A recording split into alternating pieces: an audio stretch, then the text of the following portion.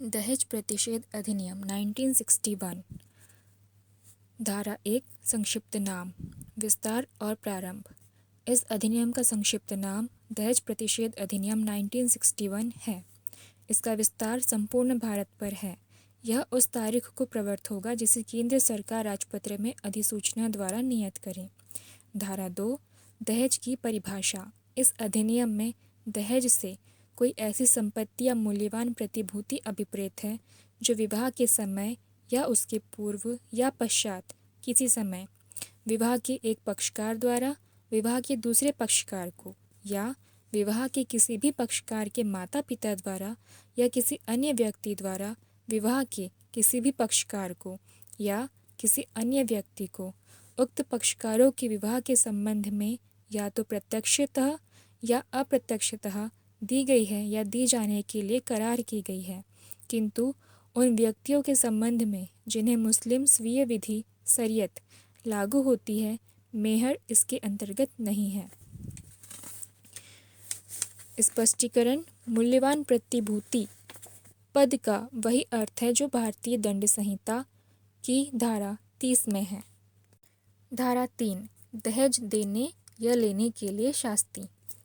यदि कोई व्यक्ति इस अधिनियम के प्रारंभ के पश्चात दहेज देगा या लेगा अथवा दहेज देना या लेना दुष्प्रेरित करेगा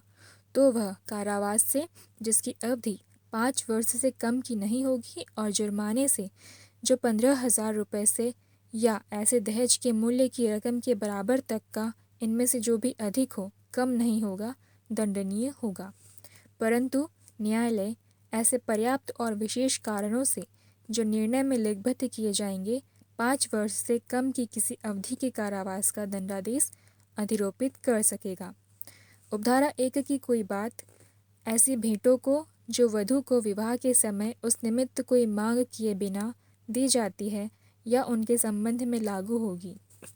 परंतु यह तब जबकि ऐसी भेंटें इस अधिनियम के अधीन बनाए गए नियमों के अनुसार रखी गई सूची में दर्ज की जाती हैं। ऐसी भेंटों को वर को विवाह के समय उस निमित्त कोई मांग किए बिना दी जाती है या उसके संबंध में लागू नहीं होगी, परंतु यह तब जबकि ऐसी भेंटें इस अधिनियम के अधीन बनाए गए नियमों के अनुसार रखी गई सूची में दर्ज की जाती हैं। परंतु यह और कि जहाँ ऐसी भेंटें जो वधू द्वारा या उसकी ओर से या किसी व्यक्ति द्वारा जो वधू का नातेदार है दी जाती है, वहाँ ऐसी भेंटें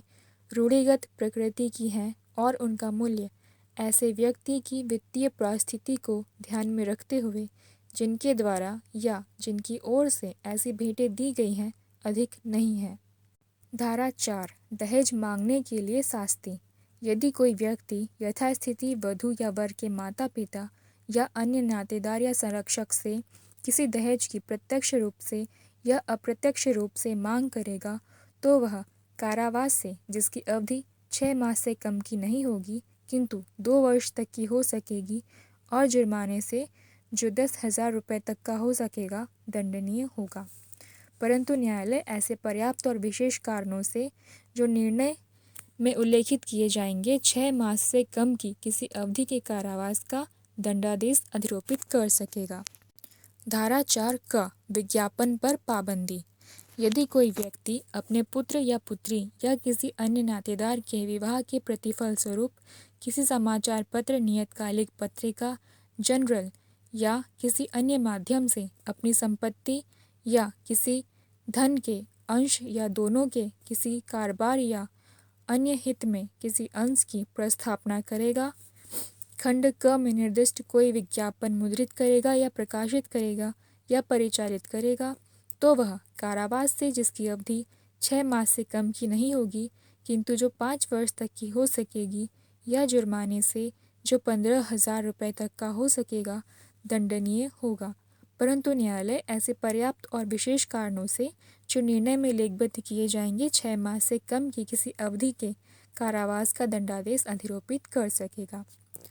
धारा 5 दहेज देने या लेने के लिए करार का शून्य होना। दहेज देने या लेने के लिए करार शून्य होगा। धारा 6 दहेज का पत्नी या उसके वारिसों के फायदे के लिए होना।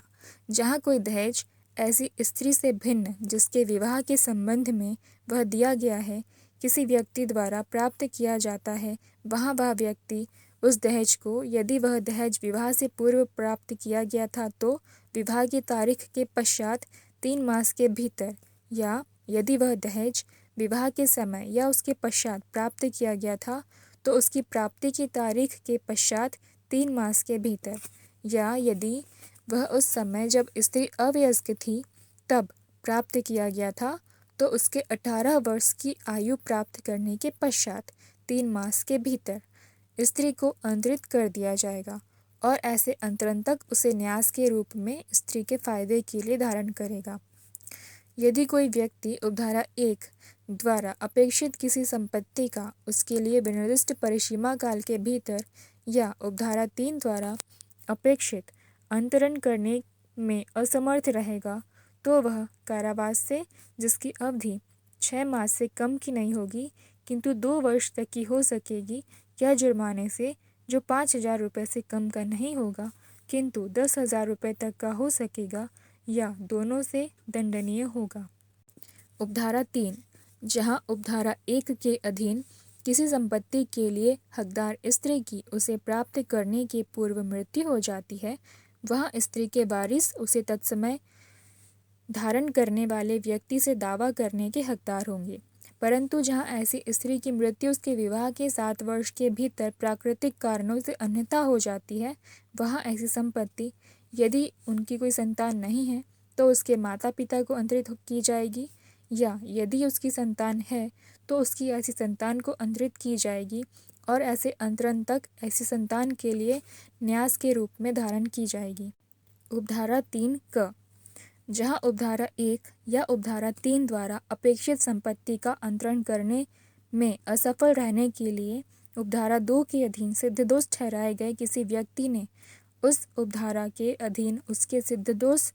ठहराए जाने के पूर्व ऐसी संपत्ति का उसके लिए हकदार स्त्री को या यथास्थिति उसके वारिसों, माता पिता या संतान को अंतरण नहीं किया है, वहाँ न्यायालय उस उपधारा के अधीन दंड अधिनिर्णित करने के अतिरिक्त लिखित आदेश द्वारा यह निर्देश देगा कि ऐसा व्यक्ति ऐसी संपत्ति का यथास्थिति ऐसी स्त्री या उसके वारिसों, माता पिता या संतान को ऐसी अवधि के भीतर जो आदेश में निर्दिष्ट की जाए अंतरण करे,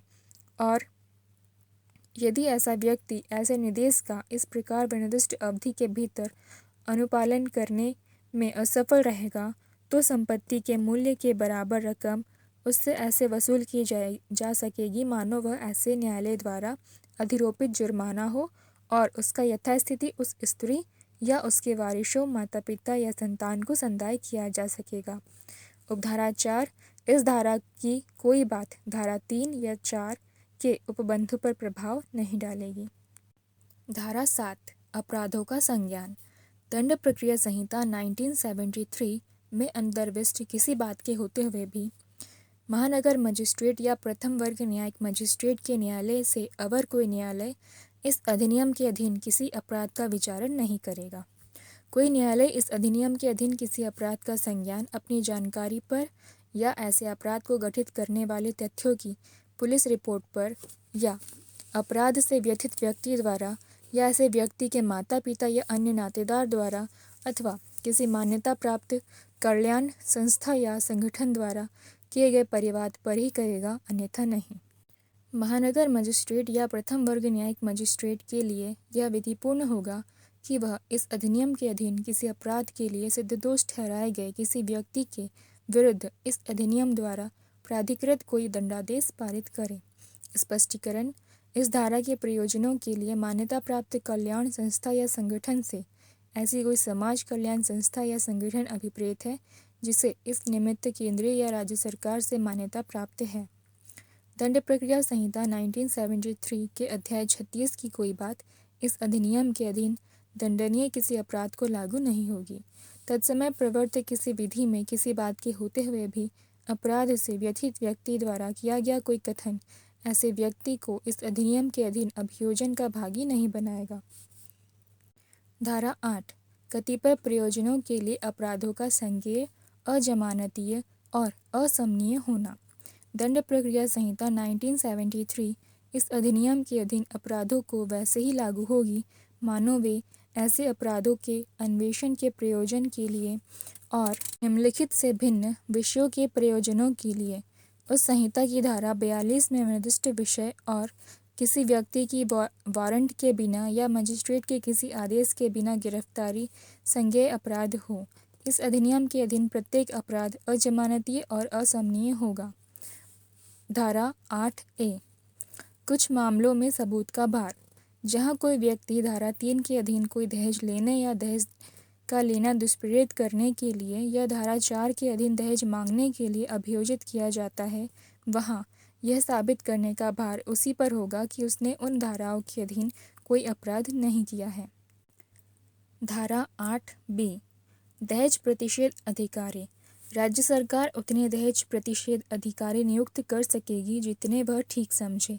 और वे क्षेत्र निर्दिष्ट कर सकेगी जिनकी बाबत वे अपनी अधिकारिता और शक्तियों का प्रयोग इस अधिनियम के अधीन करेंगी।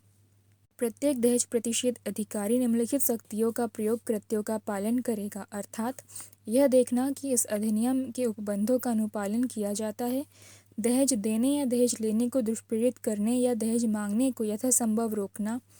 इस अधिनियम के अधीन अपराध करने वाले व्यक्तियों के अभियोजन के लिए ऐसा साक्ष्य एकत्रित करना जो आवश्यक हो और ऐसे अतिरिक्त कार्य करना जो राज्य सरकार द्वारा उसे सौंपे जाएं या इस अधिनियम के अधीन बनाए गए नियमों में निर्दिष्ट किए जाएं।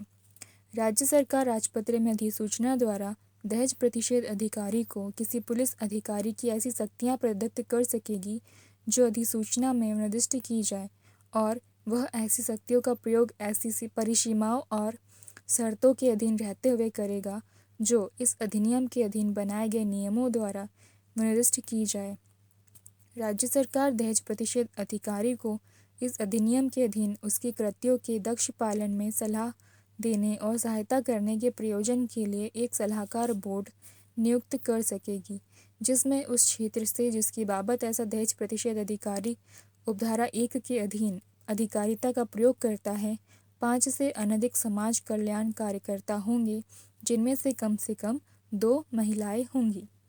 धारा 9 नियम बनाने की शक्ति। केंद्रीय सरकार इस अधिनियम के प्रयोजनों को कार्यान्वित करने के लिए नियम राजपत्र में अधिसूचना द्वारा बना सकेगी।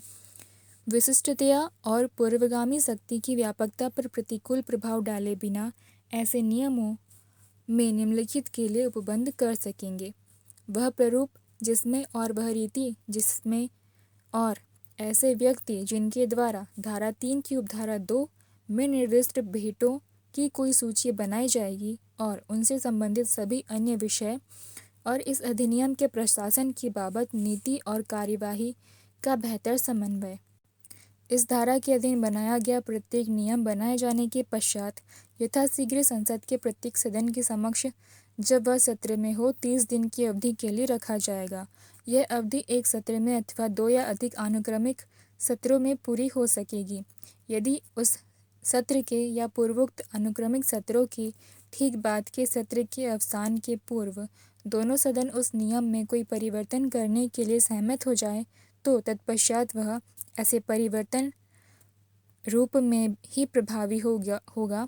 यदि उक्त अवसान के पूर्व दोनों सदन सहमत हो जाएं कि वह नियम नहीं बनाया जाना चाहिए तो तत्पश्चात वह निष्प्रभाव हो जाएगा, किंतु नियम के ऐसे परिवर्तन या निष्प्रभाव होने से उसके अधीन पहले की गई किसी बात की विधिमान्यता पर प्रतिकूल प्रभाव नहीं पड़ेगा। धारा 10 राज्य सरकार के नियम बनाने की शक्ति। राज्य सरकार इस अधिनियम के प्रयोजन को कार्यान्वित करने के लिए राजपत्र में अधिसूचना द्वारा नियम बना सकेगी।